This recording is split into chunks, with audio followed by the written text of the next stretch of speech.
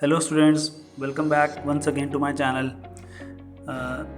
As you all know, I have been discussing about the topic of human resource planning. Yesterday I have taught you about why HR planning is needed. The today's topic is problems in human resource planning. So I have written 5 problems over here. The first one is resistance by employer.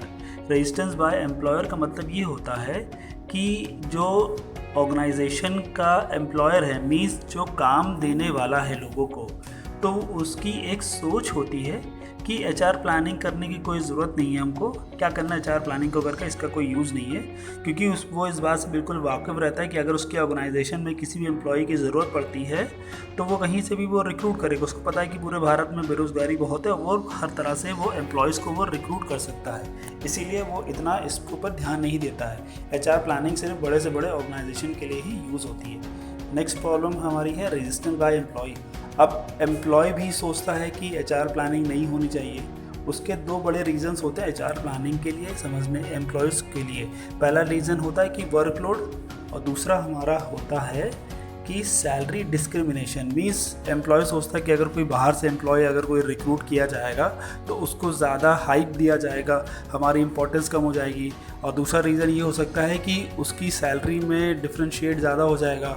तो employees ये सोचता है कि क्या करना है, HR planning की कोई ज़रूरत नहीं है, हम लोग खुद ही मिलकर सारा काम कर लेंगे, और वो वर्कलोड के ऊपर उस पर ज़्यादा डिपेंड करते हैं।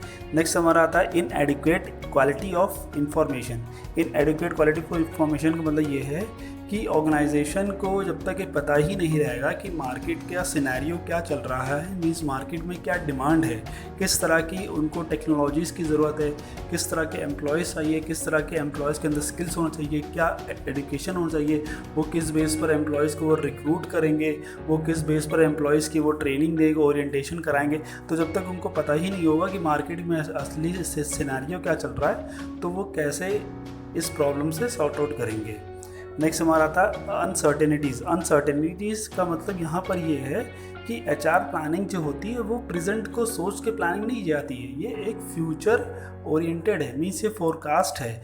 और ये कोई कंपलसरी नहीं है कि आज आपने प्लानिंग कर ली है 1 साल के बाद की, और तो अब आप 1 साल तक प्लानिंग नहीं करेंगे। हो सकता है कि आपको नेक्स्ट मंथ में फिर से कोई ना कोई चेंजेस लाना पड़े, क्योंकि भारत में देखा जाए तो मतलब बहुत से प्रॉब्लम हो सकती है। जैसे यहाँ पे फिर सैलरी डिस्क्रिमिनेशन की प्रॉब्लम आ सकती है, एम्प्लॉयमेंट की प्रॉब्लम आ सकती है, या कोई क्राइसिस हो सकता है, या हो सकता है कि कोई एम्प्लॉय मतलब कि लीव जॉब छोड़ के चला जाए, या लेबर टर्न ओवर आ जाए, क्योंकि एम्प्लॉयमेंट क्या होता है ना, ये सीजनल होता है, ये कभी भी कुछ भी हो सकता है। इसीलिए सारी जो प्रॉब्लम्स होती है सब प्लानिंग की जाती है, ये सब अनसर्टेनिटीज़ होती है। नेक्स्ट हमारा था time and expense. Time and expense का मतलब ये रहता है कि एचआर प्लानिंग जो भी की जाती है इसके लिए एक लंबे समय की ज़रूरत होती है, और ये बड़े से बड़े ऑर्गेनाइजेशन में ही कंपलसरी को ही होता है, क्योंकि इसके लिए ज़्यादा मतलब कि टाइम चाहिए आपको, इसके ऊपर पूरा मतलब कि गहन मनन करना पड़ता है, आपको बिल्कुल अच्छी तरह से सोचना पड़ता है कि अगर हम इस तरह की प्लानिंग करेंगे और इस पे कितना एक्सपेंस आएगा, कितनी हमारा एक्सपेंस इसके ऊपर होगा कि अगर हम अपने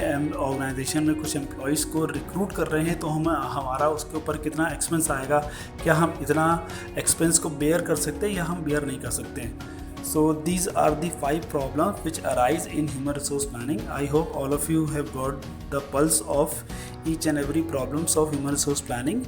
So I have written the 5 problems over here: resistance by employer, resistance by employee, inadequate quality of information, uncertainties, time and expenses. So thank you. अगर आपको कोई भी इस वीडियो में कोई भी अगर डाउट अगर क्लियर नहीं होता है तो आप मेरे नीचे कमेंट बॉक्स पे आप उसमें कमेंट करके आप लिख सकते हैं। और अगर आपको वीडियो अच्छी लगी तो प्लीज़ लाइक करें, शेयर करें और सब्सक्राइब करें, और please press the bell icon once again. Thank you.